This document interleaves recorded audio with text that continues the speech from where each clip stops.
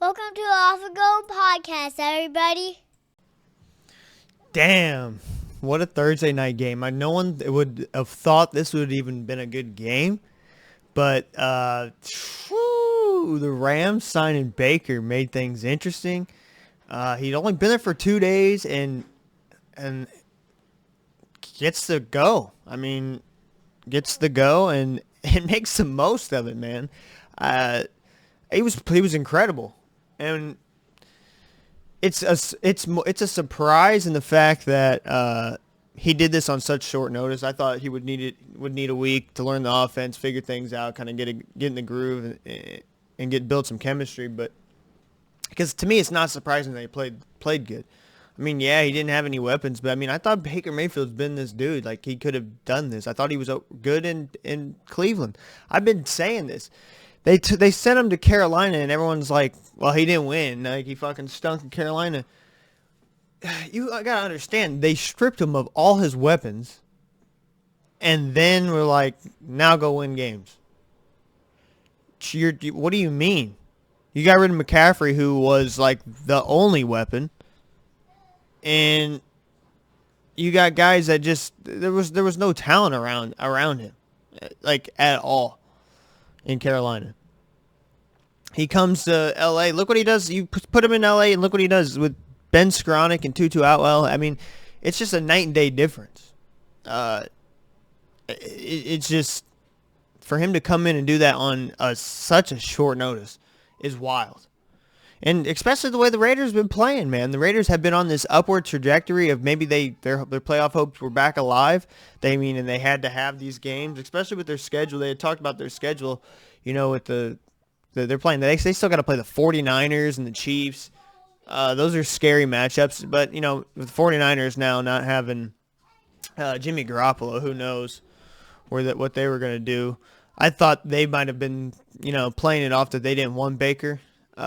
I think they wanted Baker, to be honest with you. I think there's no way in hell the 49ers didn't want Baker. After their situation, they lose their guy that they originally wanted to go with in Trey Lance.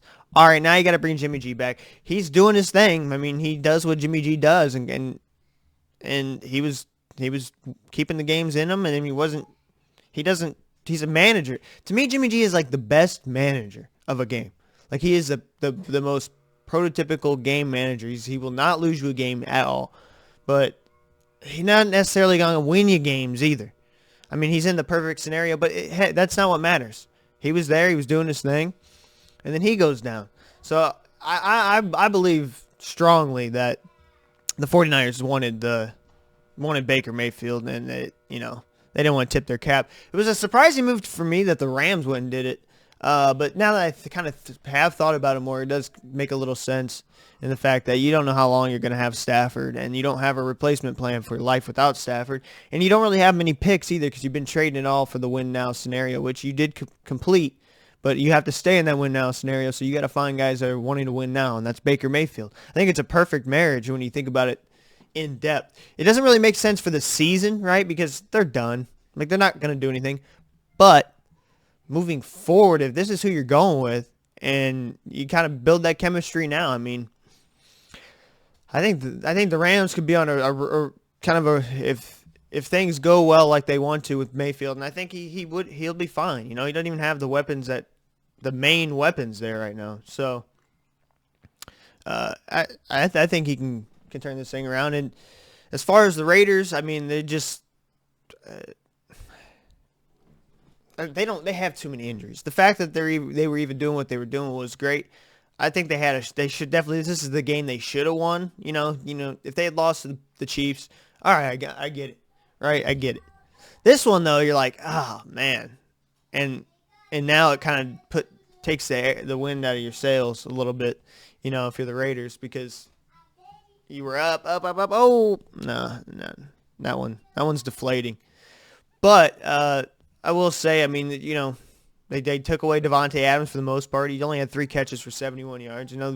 Going into that matchup with him and Jalen Ramsey was going to be fun. And it looked like early Devontae Adams was going to have his way with him, right? Was it the first play? He had that catch while being held, had the one-handed catch. So it looked like he was going to tear it up, but really went kind of quiet. Didn't didn't have his normal game, which is kind of crazy. You know, he's expected so much now that he's the only really weapon. And I do like what Matt Collins was providing there for a little bit. I thought he stepped up. How they had him on the end arounds and the sweeps and shit. I thought, you know, and something to look at other than Devontae Adams. But, you know, they just need other pieces. They need Hunter Renfrow. They need Darren Waller. They had such a great team, and you know, injuries kind of bit them in the worst way. But Derek Carr, you know, the defense for the Rams stepped up when need be. That goal line interception, that was huge. He kind of got hit, so when it came out, it didn't have enough under it, and it was just a duck, a pop fly, center field, easy one. So they had a couple bad breaks, but that was on them. And then the ending pick, whatever, you don't really pay too much attention, but just. You know, they try to stick with Josh Jacobs and 27 carries, 99 yards, and a touchdown. You know, it was working, but they have to find a way, too, to get in the end zone on them field goal attempts. You got to be able to convert. Couldn't put them away. They let the Rams hang around way too long. You know, they had so many shots to put this thing away, and they didn't. They just hung around too much, and Baker found a way to pull this one off, so... I think it's great for them, great for Baker. Seeing the shit that he went through and, with the whole Brown situation, how they did him kind of dirty. And all he did was, try to go win them games. He tried to turn that thing around. Cleveland has been just a dumpster fire for, 20 years, if not more? I mean, how many quarterbacks have they gone through, right? And you're like, you're going to go get him? And what have I done for you? He ain't even done anything for you, right?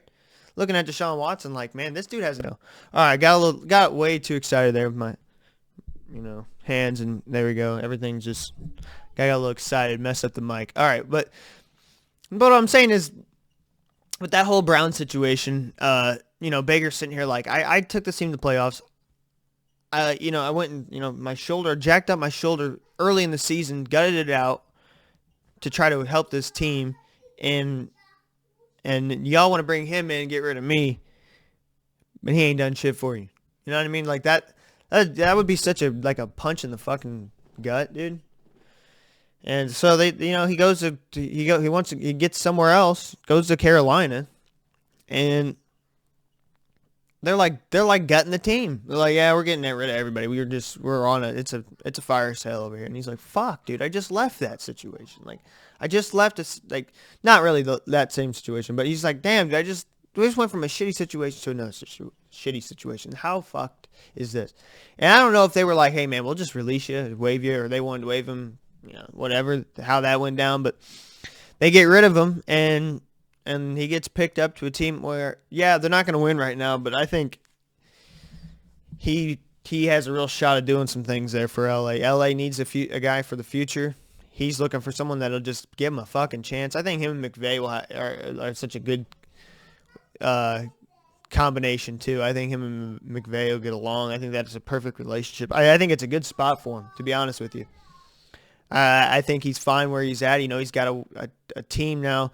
You bring back next year, that same core, that same nucleus on defense, and maybe help out the offense a little bit. You get these guys back. I think they can win now. They need some running game. They need help, and they need to find a running back. I don't know who they need to go get, but they need a running back. So when that time comes, I think they get that. That way they can be a little more balanced, because they want to do that play action shit, right? Well, it doesn't work if you can't run the fucking ball. No one's biting on play action that you ain't running the ball. So I think they got a little things to retool, and I think they're going to be pretty damn good next year. And I think Baker Mayfield has a real shot to do something pretty good with that team. So interesting to keep an eye on, but the fucking Rams got to win, man. That was a hell of a game. When no one thought probably it should have been. No one was expecting that game to be anything, and then out of nowhere, here you go. So I'm already got that one wrong. God damn. Took the Raiders. The Raiders. Let's take a look at the rest of these games here now. Let's see. Do some picks. Do some picks for the week 14. Goddamn, we're already in week 14, man. It's crazy. Week 14. This is my first time looking at it right now. So we're about to do this literally off the dome for y'all right here. All right. So let's see what we got. Ooh. Interesting. We got the Bills and the Jets. Josh Allen and then the Bills trying to, take care of the division rival. Don't let them have any chance of doing anything. The Jets are so weird, man, because they had a real shot at being good, and then the whole Zach Wilson debacle, and then Mike White comes in, he's balling, and then and he has a game where it's like, yeah, against Minnesota, where really I think they played better than what that they showed right there. I think they should have won that game, truthfully. All them field goals they kicked. If they can they can't do that against Buffalo. I know Buffalo's, they just lost Von Miller for the year. That's huge. He's such a key piece, right? Like, especially he's valuable now, but he's so much more valuable in the playoffs in the future. But shame for them, they're not going to have him.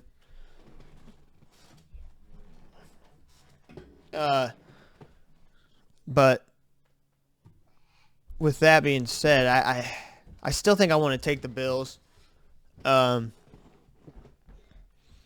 Just because the inconsistency of the Jets, I think their defense is so damn good too. I mean, these are really two teams with really good defenses. I really liked how the Jets play on defense, but for me, I have to lean toward the consistency of what I know on offense. I think Mike White has potential to, this could be a really fun.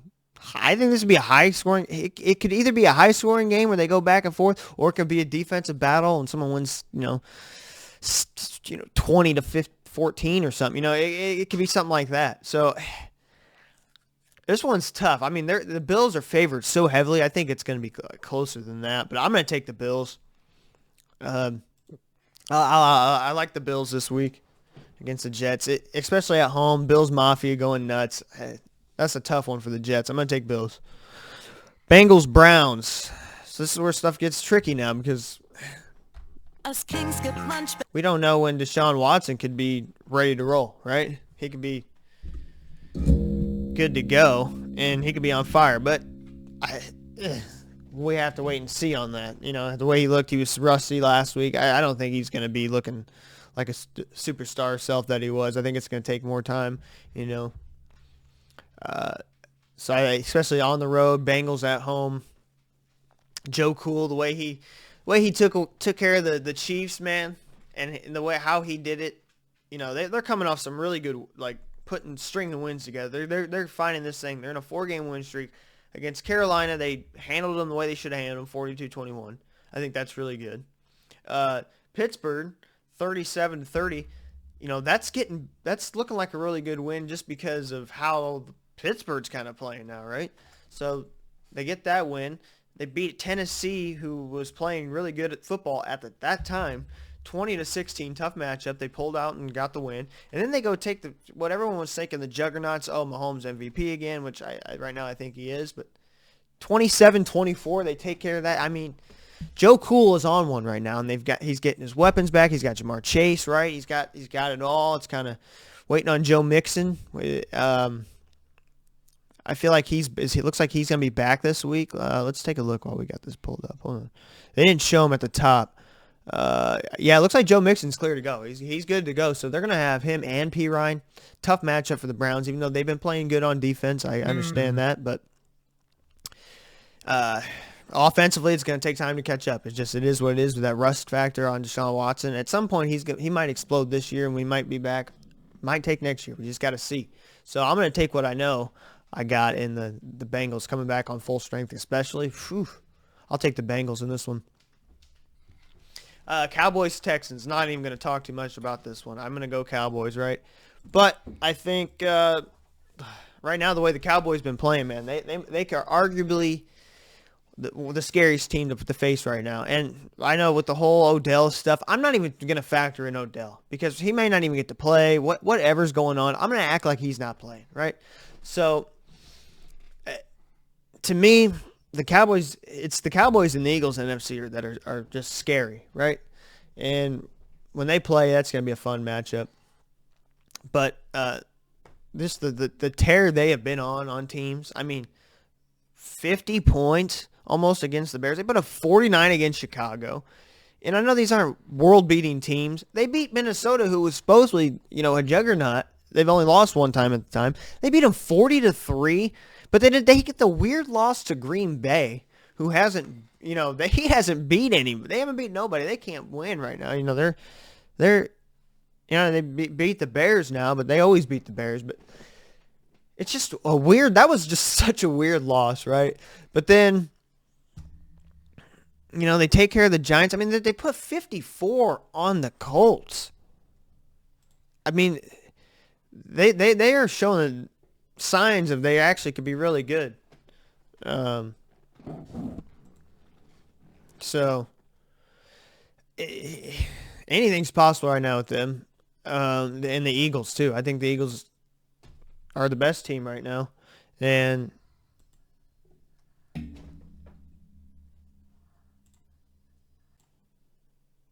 all right, what do we got here?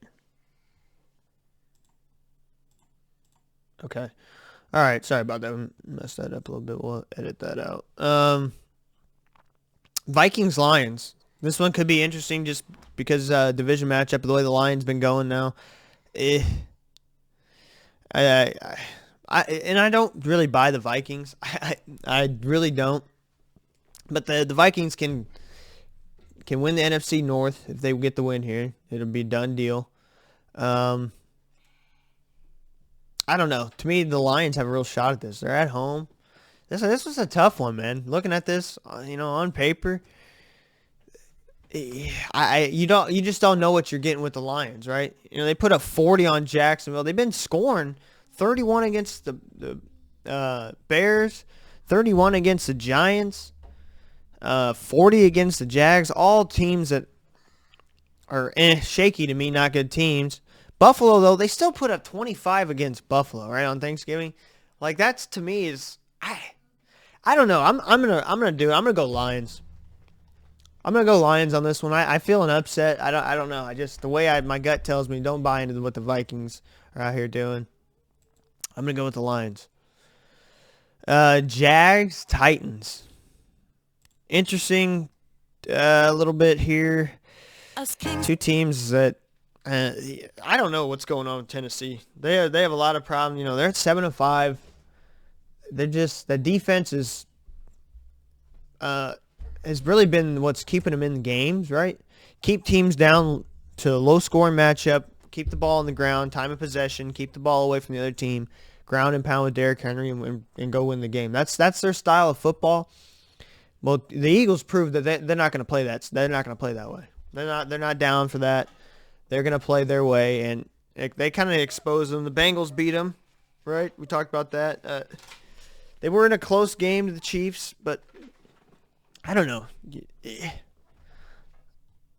I think they're going to have their number with Trevor Lawrence. I think Trevor Lawrence is going to have a hard time with this defense. I'm going to go with Tennessee at home, just because the way Trevor Lawrence is still trying to get in find his way. I think he's improved a lot since last year, but he's still got some bumps and bruises along the way to get through. But I think the Tennessee's defense, the way they can get after people and the way they can play, even though they've had Caleb Farley on the IR, they've had some unfortunate injuries.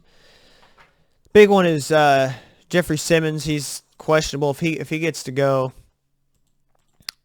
He's huge. They got to have him. And he didn't participate in practice Thursday, so you wonder if he's going to get the go at all or not. This is a tough one. I'm going to go Tennessee on this one. Eagles, Giants. NFC East matchup. Eagles, to me, they're the best team in football. They've been playing lights out. Sirianni's got them boys going. The Giants, they're something. They're that team that's really hard to describe. They started off really great. Oh, my God, the Giants are back to doing their thing. Then they're losing some games, right? And they get the fucking tie to Washington. They lose to Detroit pretty bad. They lose to Dallas, but kept it close. So if that tells you anything, lost to Seattle. But barely getting a win over the Texans. I mean, it's just it's hard to judge what's there with the Giants.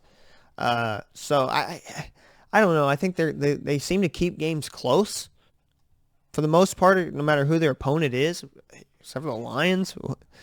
Uh, but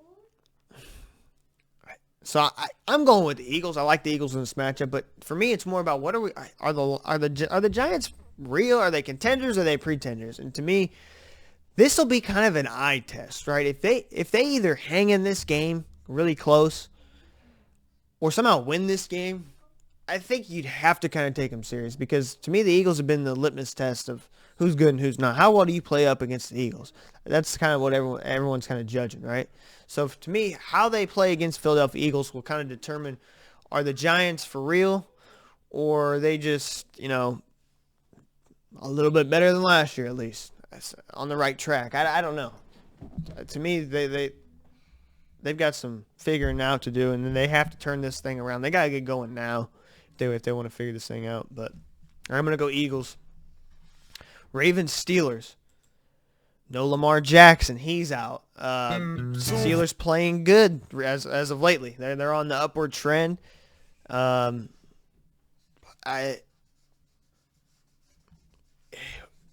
me, for the Ravens, Tyler Huntley is such a good a backup for them, right? Such a good backup because he kind of plays the same style of football as Lamar. Still, can do a lot of what Lamar can do, not on the same magnitude, same scale as Lamar Jackson, but still able to do, exactly what the offense doesn't have to change. They don't have to, run different plays. They can just run their offense. So to me, Baltimore has always been in such a good situation. And going back to last year, how Huntley played, I think he played pretty well overall. And you look at last week, came in, finished the game off, got the win late. I think more reps in practice, over time it'll help. He was just kind of thrown in. Now he's going to get the first team reps. That chemistry is going to get better. It's going to look better. Still going to be a tough matchup. I do see a scenario where the Steelers can win this game. And I see a scenario easily where the Ravens could play to win this game. To me, the Ravens it's been so disappointing in their losses that they should be so much better than what they put out in some of these. I mean, the loss to Jacksonville, giving up late losses. Miami, late loss. Buffalo, late loss. Giants, late loss. When they lose, it's late losses, right? So can they get a lead, hang on to it, and they're built to get a lead and hang on to it. Their style of play, they play the best game of keep away I have ever seen. Right? They will run the ball in 5 different ways of doing it, and still hurt you and go all the way down the field. It's a thing of beauty of what they do, truthfully, with what they got in Baltimore. So, and Huntley's going to be asked to play here pretty much the rest of the season. I think a few weeks. I think they'll probably get him back. Should get back if everything stays on track. Lamar Jackson maybe before this playoffs start, but they're in a battle right now. Cincinnati's on a roll, 8-4. They can't really afford to lose too many. So this is a game that means a lot to the Ravens. And the Steelers, they just been playing good football from Mike Tomlin. They're not going to quit. Kind of trying to turn this thing around. Other than the Eagles' loss, I mean, you look 37-30 to the Bengals, 20-10 against the Saints. They lost to the Bengals, but what they did on Monday night against the Colts, and what they did to my Falcons, took out Atlanta, and they played pretty damn good. They were the better team and handled their business. So this one's tough for me, truthfully. I really feel like the with the way the Steelers have been playing, but I love Huntley coming in with this offense, but gonna be tough too, man. The way the Steelers D line's been playing, are they gonna have TJ Watt? He's got ribs. Did not practice Thursday. Interesting to see if he'll play. But the Ravens defense, man, they bringing in Roquan Smith to go with Patrick Queen and Marlon Humphrey and all these guys. It's tough. I'm gonna go.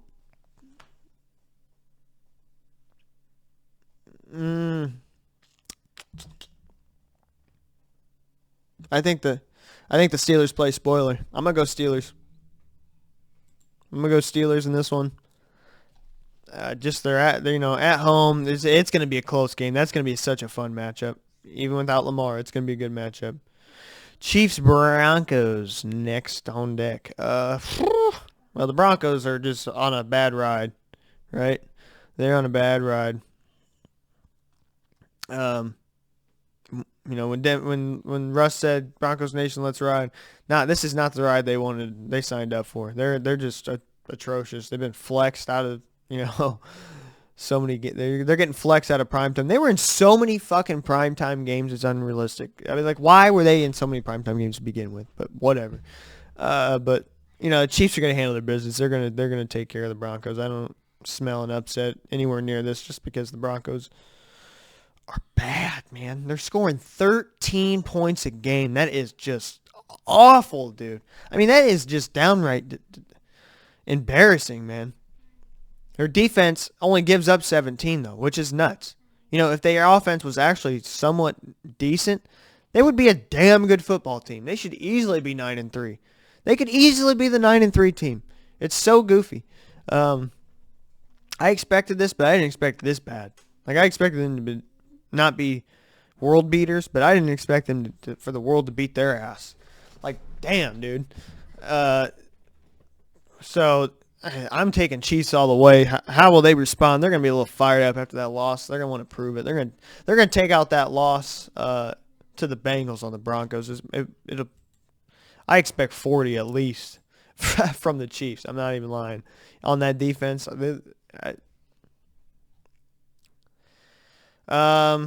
Bucks and Niners. Everyone's talking about how this one's going to be an interesting one, right?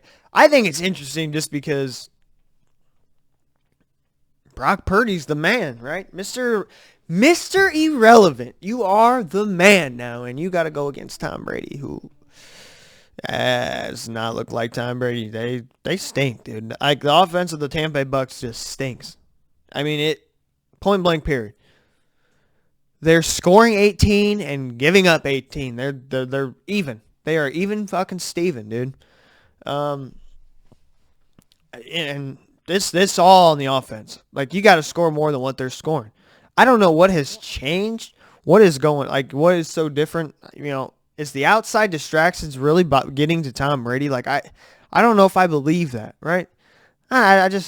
But I don't know. Like, everyone's expecting. Everybody's waiting. When's Tom Brady going to save this team? When's he going to and I don't know if he does. I think they might just skate on in by default unless, Desmond Ridder pulls something wild come next week and does something crazy and turns this team, the Falcons, around. I don't know. I'm hoping. Don't know if we're going to see it. I don't know if, ain't nobody, we're about the only ones that have a shot. New Orleans, no. Carolina, no.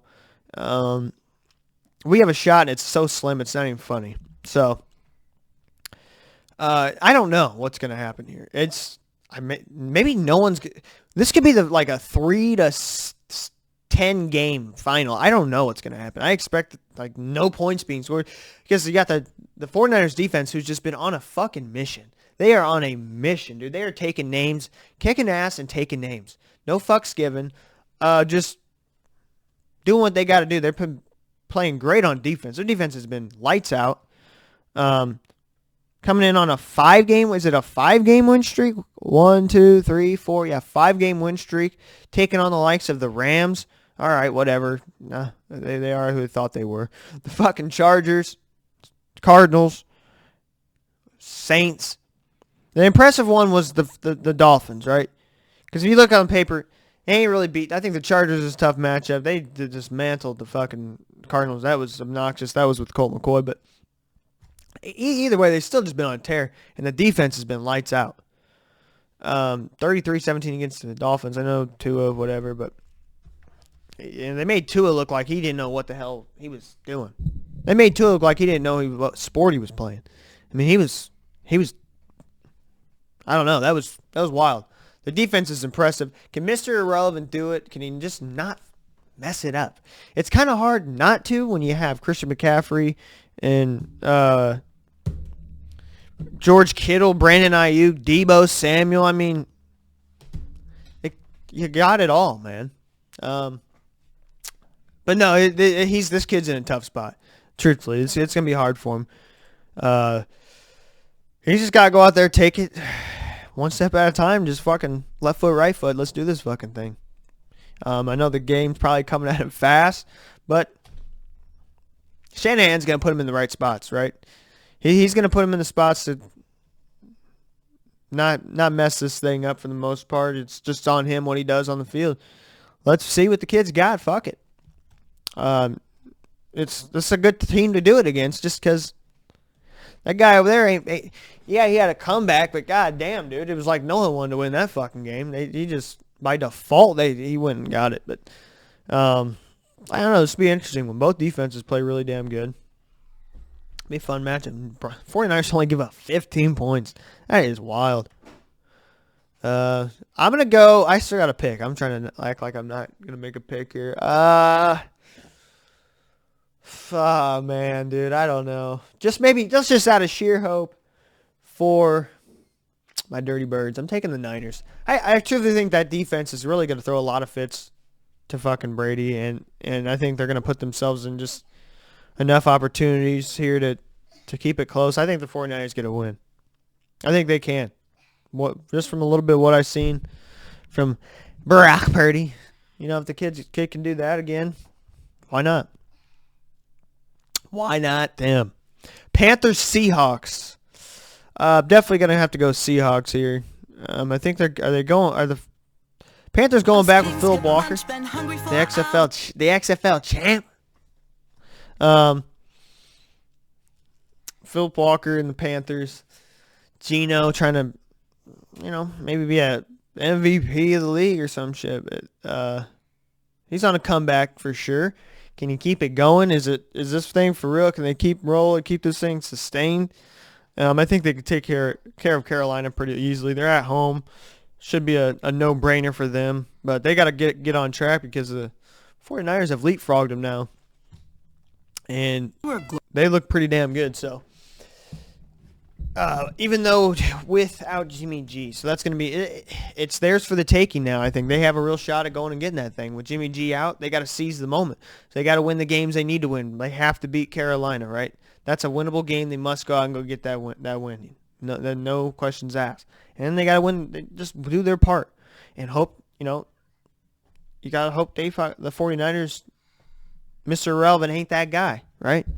And then you get back in there and get rolling for the playoffs. But I think this is a good time for them to do that. They might score a lot of points. The way Geno's been able to do that on a somewhat consistent basis. If he can go out and ball out again, keep momentum going, moving forward, this is the time they need to do it. I'm going to take the Seahawks in that one. Chargers, Dolphins. Banged up Chargers, man. They are banged up, and they don't seem like they can get over it. I don't think they can get over it. Being as injured as they are, it's tough, right? Pretty tough. Tua coming back. They're coming in the Dolphins coming off that loss. Their offense is spectacular, but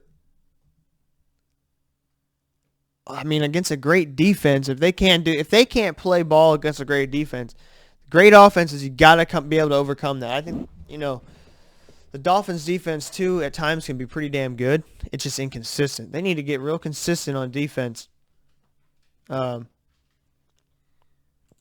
get this thing going, because they're not pretenders. They shouldn't be pretenders. This is a team that could do some damage with the weapons they got and the pieces they have.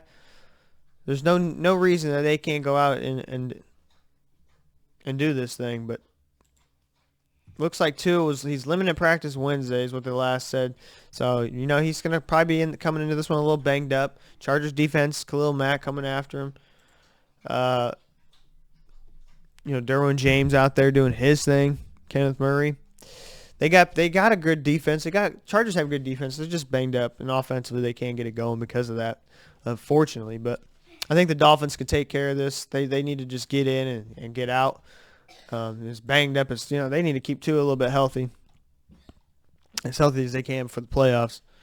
Get back to being a team that I think has a pretty good shot at doing something in the playoffs. I think they have a real shot at the Super Bowl, but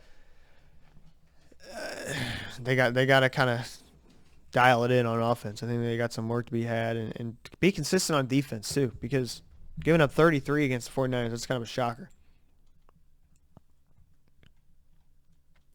And then we got Monday night, Cardinals, Patriots. Cardinals, man. What happened, dude? What has happened with the Cardinals? They are undescribable. I know without, they didn't have DeAndre Hopkins and what is going on with Kyler Murray? They need to protect him. He has not been able to, he's been out missing games. It's not been like, it just ain't look good for the Cardinals. The product they're putting out right now is just bad. Their defense is bad. Giving up 26 points a game on average. I mean, they're just. But at times, I think it's the offense. I think this is a case of the offense makes the defense bad, right? Because the offense is just can't seem to get anything ever going. Inconsistent, to say the least. They're just bad, man. They're just all around bad. New England for a minute looked like they were on their head on the right path, and then their both offenses stink, dude. The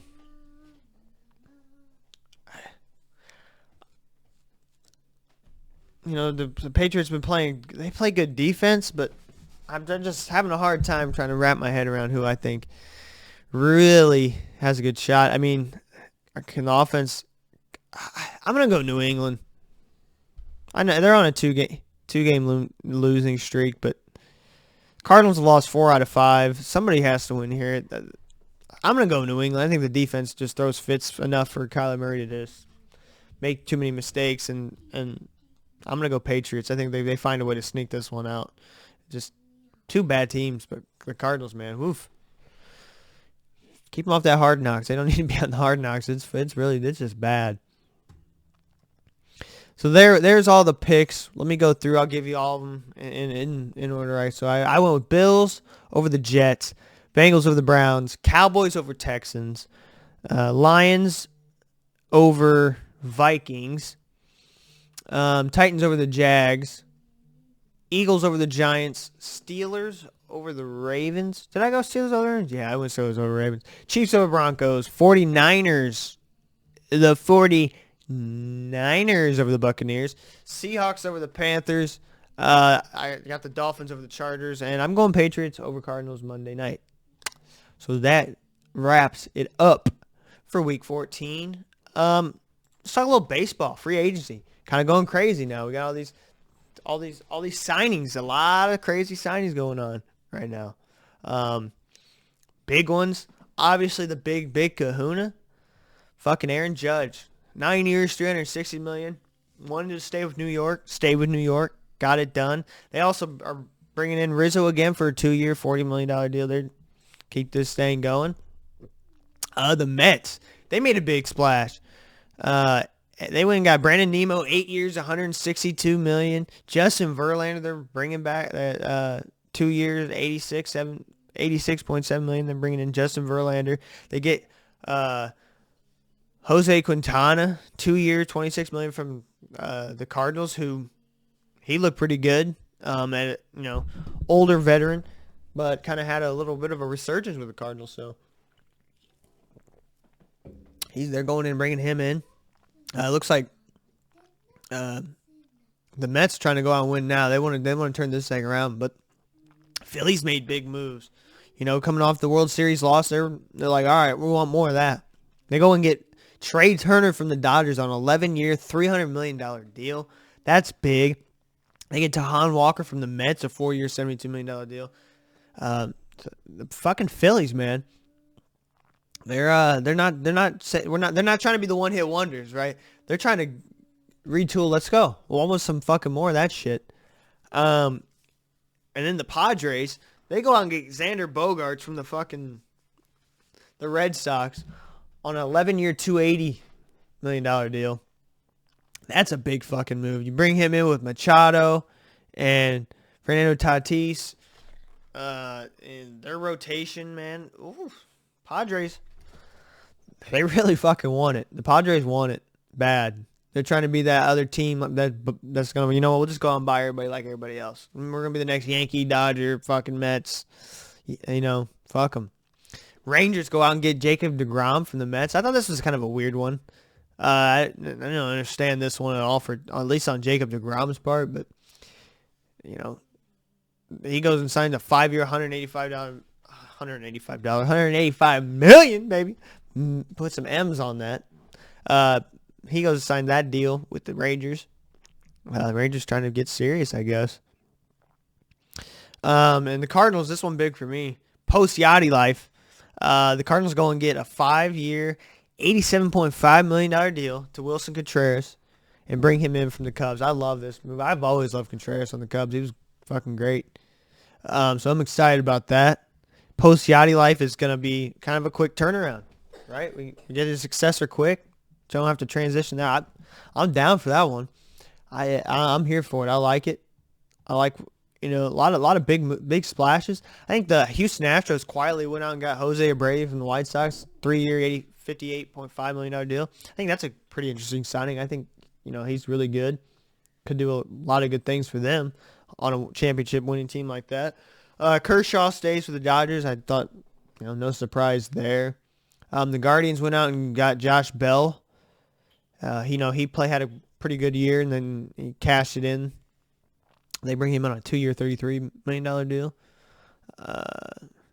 Any other big ones? Oh, the Red Sox. You know, the Red Sox, big market money team. They're trying to keep up with the Yankees. They go and get Kenley Jansen from Atlanta, 2-year, $32 million deal. Chris Martin from the Dodgers, 2-year, $17.5 million deal. And then they signed from Japan. I'm not even going to attempt to say the first name. Yoshida. He's from Japan. 5-year, $90 million deal. This kid's tearing it up over there, supposedly, in Japan. Last year batted .335, 21 home runs.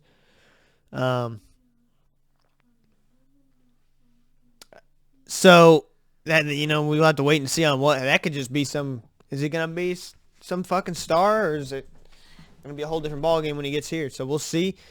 With that one's kind of exciting. The Cubs, though, I did forget the Cubs went and got Bellinger on a 1-year, $17.5 million deals. And I'm just kind of breaking these down. We'll kind of talk more about these deals and what this means, what I like and don't like about, you know, once we get further in the playoffs. I just think a lot of teams going out right now getting these things. This will be interesting. I want to see when the dust settles here, when it's all said and done, how this shapes things up. But right now, it just seems like the teams that were close to winning now, they're just retooling and ready to go. They're, you know, you see a lot of these signings right now were just the big teams that were really good last year, on the cusp of being really good last year, and they're just adding pieces. That's what I'm seeing right now from all these teams. With the Cardinals, the Padres, obviously they were, you know, had high hopes.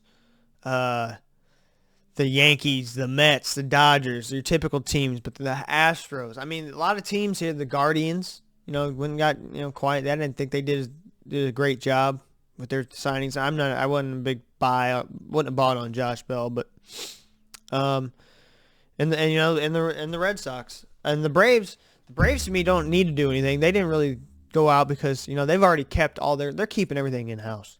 They're keeping everything, who they got and what they've went and found their guys and who they're. So don't forget about the Braves.